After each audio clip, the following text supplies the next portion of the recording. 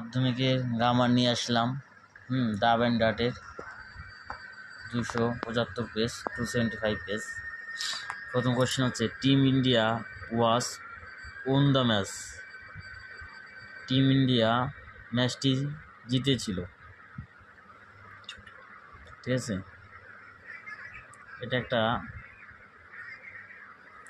ওয়াজটা হবে না, মিস্টেক হয়ে গেছে। এটা team India on the match, ঠিক আছে। ইন্ডিয়া ম্যাচটি জিতেছিল, টিম ম্যাচটি ছিল টিম ইন্ডিয়া। তাহলে অবজেক্ট খুঁজতে হবে। প্রথমে হলো এটা সাবজেক্ট, এটা ভার্ব, এটা অবজেক্ট। তাহলে আমার এটা ফার্স্ট ইনডিফিনিট টেন্স। এখন করতে হবে the match, first indefinite object, তারপরে ওয়াজ আর, the match was won, the match was won by team India.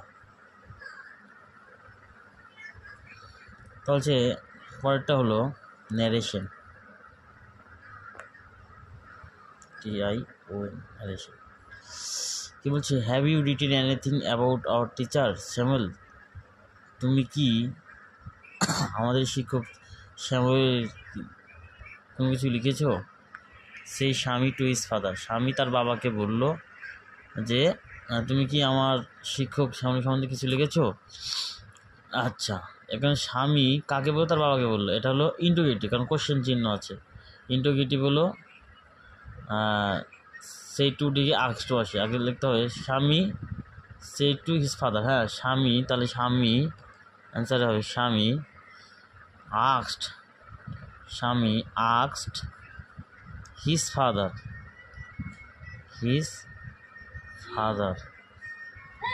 আচ্ছা, কমা ইনভার্টিকে আমাদের একটা ইফ আনলাম। ইউটা হলো সেকেন্ড পার্সন, ঠিক আছে। কাকে রেফার করলো? অবজেক্টকে করলো। তাহলে ফাদার, তাহলে হি। আর হ্যাভিট হলো past tense, had. Present verb past perfect, he had written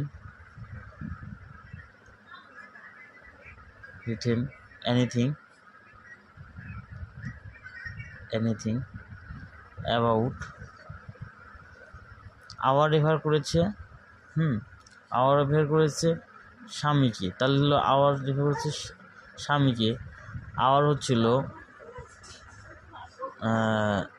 first পার্সনের হলো উই আস আওয়ার, ঠিক আছে। তাহলে কী হবে? আওয়ার রেফার করছে স্বামীকে, তাহলে আওয়ারে, তা আওয়ার হলো উই আস আওয়ার, তাহলে